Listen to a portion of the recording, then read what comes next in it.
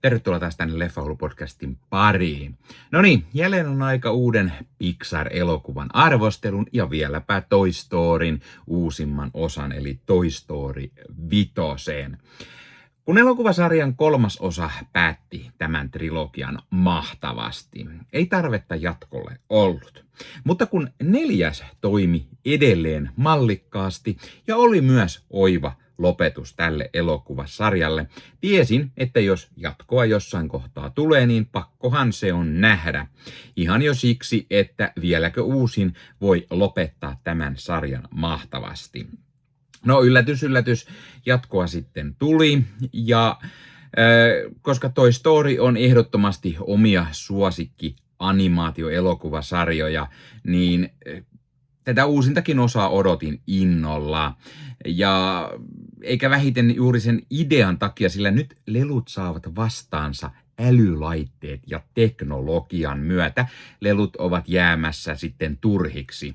Ja itse 3 lapsen isänä tämä todellakin on tuttua ja aiheena hyvin ajankohtainen, joten kiinnostus oli vielä kovempi. Mutta miten tämä 5. osa sitten toimi? Vieläkö elokuvasarja on voimissaan tai mikä on meikäläisen suosikki osa, niin näihin lähdetään hakemaan vastauksia arvostelussa. Mutta hei, jos katsot YouTuben puolelta, pistä peukkua jos tykkäät tästä, pistä kanava tilaukseen. Muistutukset kellosta päällä näet aina, koska tulee uutta sisältöä. Kanavan tilaaminen on sinulle ilmaista, mutta auttaa minua ja kanavaa todella paljon. Eli iso kiitos kaikille, jotka olette kanavan tilaajia. Jos haluat auttaa lisää Leffahullu YouTube-kanavaa, niin kanavan jäseneksi voi liittyä. Jäsenet muun muassa näkee videoita ennakkoon, saavat nimensä johonkin päin videoon sekä aina sitten jakson kuvauksiin. Näin voit näyttää, että olet Leffahullu-kanavan jäsen, kanavan tukija ja oikein iso kiitos kaikille kanavan jäsenille. Nyt arvosteluun. Mainitan ihan heti alkuun, että mä kävin katsomassa tämän suomeksi dupattuna vanhimman tyttären kanssa, joten minulla ei ole tietoa siitä, miten Tom Hanks tai Tim Allen suoriutuu tai muut enkkuäänet. Toki varmaan edelleen yhtä mallikkaasti kuin aina. Mutta suomidubista voidaan sitten puhua hieman myöhemmin. Täytyy sanoa, että olihan tämä siis ehdottomasti taattua Toy Storya, mutta ei kyllä tämän elokuvasarjan paras osa, mutta todella hyvää jatkoa. Pidin tästä niin ideasta, että tämä uusin leffa keskittyy hahmona Jessiin, tekee hänestä päähahmon. Me näemme myös Jessin menneisyyttä, taustoja ja miten aiempien omistajien kanssa hänellä on käynyt. Ja Jessi nousee onnistuneesti tämän leffan päähahmoksi. Elokuva syventää hyvin entisestään sekä hänen traumojaan hänet hylänneen Emily-tytön tiimoilta, tuoden tälle kuviolle vuosikymmenten jälkeen sitten hyvin tunteikkaan ja ihanan päätöksen. Pidin myös siitä jälleen, että tämä poni leikkii leluilla, niin piirrosjälki muuttuu erilaiseksi. Ja ideana se, että teknologia vie lasten huomion leluilta, oli jo ennakkoon todella hyvä ja mä olin tosi tyytyväinen, että leffa käsitteli tätä asiaa myös todella hyvin. Pidin siitä, että vanhoja tuttuja leluhahmoja nähtiin tässä, mutta samalla me saatiin kasa uusia ja varsinkin uusia näitä teknologialaitteita ja leluja. Niitä oli useampia ja niitä käytettiin todella hyvin. Viime osassa nähtyjä uusia hahmoja oli myöskin mukana, mutta ne jätettiin myös pikkusen enemmän taustalle ja keskityttiin tosiaan Jessiin ja uusien tuttavuuksien seikkailuihin. Tarina lyhyesti. Kun Bonnie-tytöllä ei ole kavereita, hankkivat hänen vanhempansa hänelle tällaisen Lilipad-pädin, jolla voi sitten viestitellä muille lapsille, pelailla heidän kanssaan ja tutustua sitten ja saada itselleen kavereita. Tämä vaan tarkoittaa sitä, että lelut jäävät unholaan ja tämähän ei lehmityttö Jessille käy. Ja Jessi yrittää sitten kaikin keinoin saada Bonin taas leikkimään ja voittaa pahan teknologian.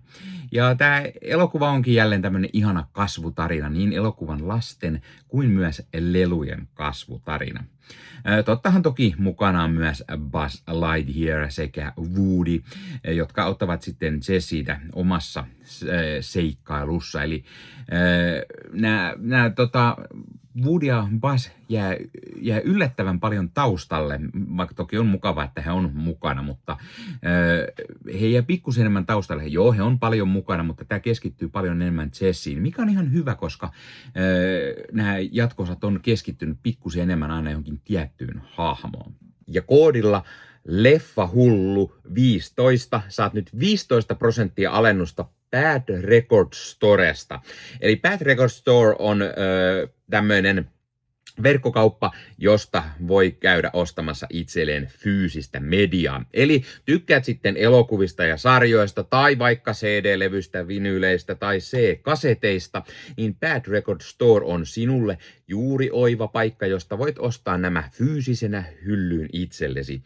Sivustolta löytyy esimerkiksi kaikille leffadikkareille mielenkiintoisia julkaisuja. Sieltä löytyy leffoja esimerkiksi, mitä ei enää välttämättä muualta löydä, koska ne painokset on aikaa sitten myyty loppuun. Sieltä löytyy mukavasti pohjoismaalaisia julkaisuja tai Suomi-julkaisuja, eli sellaisia, mitkä moni varmasti haluaa hyllyynsä ja tykkää keräillä.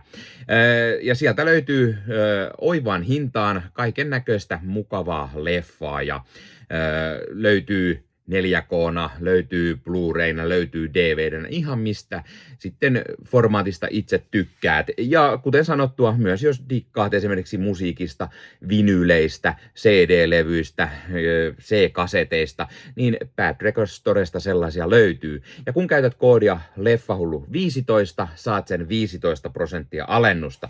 Ja kun vielä menet YouTuben puolelta, tuossa kuvauksissa alta näkyvän linkin kautta sinne Bad Record Storeen, niin sitten vielä meikäläinenkin hyötyy siitä jotain. Eli kannattaa ihmeessä käydä tuon linkin kautta, ja sitten kun käytät sellaisen koodin Leffahullu15, niin saat sen 15% alennusta. Eli mikä sen mukavampaa pikkualennus, kun käyt ostavassa itsellesi hyllyyn omaan leffakokoelmaan lisää täytettä. No puhutaan nyt niistä suomenkielisistä ääninäyttelijöiksi. Eli suomeksi puhuton version ääninäyttelijöitä on muun muassa Santeri Kinnunen Buzz Lightyearina, Antti Pääkkönen Woodina, Nina Tapio Jessinä, My Lohi on Lilipad, Jukka Puotila, Herra Piikkis, Joonas Nordman Kahveli, Mikko Kivinen on Rex, Sasu Moilanen Combat Carl, Susa Saukko, Jarmo Koskea, Antero Mertarantaa kuullaan myöskin, Petteri Summasta, Sari Aalto, Henri Piispanen sekä Viki on myös mukana. Ja Andrei Wikström on Smarty Pants. Ja tämä Smarty Pants olikin ehdottomasti yksi omia suosikkejani tässä vitososassa Buzz-armeijan lisäksi. Tämä Smarty Pants on siis hahmo, jota Conan O'Brien alkuperäisessä ääni näyttelee. Mä pidin siitä, että koska me ollaan lasten kanssa nyt katsottu nämä kaikki leffat suomeksi dupattuna, niin suomiäänet on tullut vuosien saatossa todella tutuiksi, ja Antti Pääkkönen ja Santeri Kinnunen on edelleen Buzz ja Woody, niin he vetää todella mahtavasti tämän, ja hitto vielä siis toimii mun mielestä todella hienosti näiden hahmojen suomi-ääninä. Silti mä ehdottomasti haluan nähdä tämän englanniksi, ihan vaan koska Tom Hanks ja Tim Allen Woodina ja Buzzina, ne on myös mahtavuutta ja ikonisia. Ja mä haluan kuulla, miten Conan O'Brienin Smarty Pants toimii. Vaikka Andrei Wikström siis veti tosi hyvin tämän rooliin. Voi olla, että Toy Story 5 oli Disneyn ja Pixarin suuri tämmöinen rahastusyritys, sillä viime vuosina Pixar-leffat ei ehkä ole olleet ihan niin suuri kassamagneetteja, niin ainahan on oiva idea tehdä jatkossa yhteen studion suurimmista ja pisimpiin jatkuneista franchisesta, varsinkin kun 3. ja 4. osa tienasi molemmat yli miljardin lippuluukuilla. Mutta yllättäen kun puikkoihin pistetään Andrew Stanton, joka on aiemmin ohjannut Pixarille muun muassa Nemoa etsimässä ja Wall-Ein kaltaiset mestariteokset, niin tämä epätoivoinen rahastus muuttuu kyllä hiton hyväksi ja toimivaksi elokuvaksi. Ja mä en ylläty yhtään, jos tämäkin rikkoo sen $1 miljardin lipputulorajan. Toy Story 5 näyttää todella hyvin, miksi se on Pixarin isoin franchise, tai miksi Toy Story siis on isoin franchise. Ja pääsarjan 5. osa, Lightyear-leffa myös tuli, niin tämä toimii edelleen ihan pirun hyvin. Leffassa on hyvä tarina. Se on monien seikkailuiden ja kerrosten ansiosta, josta niin lapset kuin aikuiset voivat nauttia. Tarina on hyvin oivaltava, ajankohtainen. Siinä on nykyään lapsille ja nuorille. Lapsilla ja nuorilla on hyvin pienestä asti älylaitteita ja lelut unohtuvat tyystin nurkkaan pölyttymään. Ja kuten sanoin, niin isänä tämä on todella tuttua. Ja tämä oli mun mielestä hienosti toteutettu tässä. Mutta sitten taas tämä on hyvin toteutettu, sillä se ei ole täysin mustavalkoista se teknologian pahuus tässä, vaan teknologia voi myös olla hyödyksi. Elokuva ei missään kohtaan tunnu pitkältä tai tylsältä, vaan se pitää hyvin otteessaan. Elokuva on hauska ja oivaltava ja samalla välillä myös haikea. Ja kuten aina Toy Story-leffojen kohdalla, niin saa tämäkin silmäkulmat pikkusen kostumaan. Elokuva on mahtava lisäys muutenkin todella mahtavan elokuvasarjan, jonka jokainen osa on vähintään 4 tähden leffa. Ja tämäkään leffa ei ole poikkeus. Ja viimeistään tässä kohtaa voi myös sanoa olevani, että tämä leffa-sarja on yksi kaikkien aikojen parhaista elokuvasarjoista. Visuaalisesti Toy Story 5 on todellista silmäkarkkia. Hahmot on todella tyylikkäitä, nätin näköisiä kuten aina. Taustat on täydä ällistyttäviä yksityiskohtia. Siis välillä mä jopa mietin, että hitto vielä, että tässä on tämmöinen puu tai ruohikko mikä on, niin onko tämä oikeasti animoitu vai onko tämä jotain live action kuvaa? Sillä sen verran mahtavasti työntekijät on hommansa tehneet. Tämä elokuva näyttää sen, miten animaatio voi hyödyntää hienosti valoja, värejä, varjoja ja sitten esimerkiksi Woodysta näkee, miten vuosien varrella tapahtuneet kolhut ja kulumiset sekä sitten miten tämä lelu on vanhentunut, niin tulee tosi hienosti esille. Ja jälleen kerran äänimaailma on taattua ja legendaarisen Randy Newmanin musiikit on kirsikkana kakun päällä. Arvosanaksi mä annan tälle 4 tähteä. Kyllä, leffahullu vaihtaa nyt arvosteluasteikonsa tähdiksi. Eli jatkossa annetaan tähtiä 1-5 tähteä, 1 ollessa heikoin ja 5 tietenkin se paras.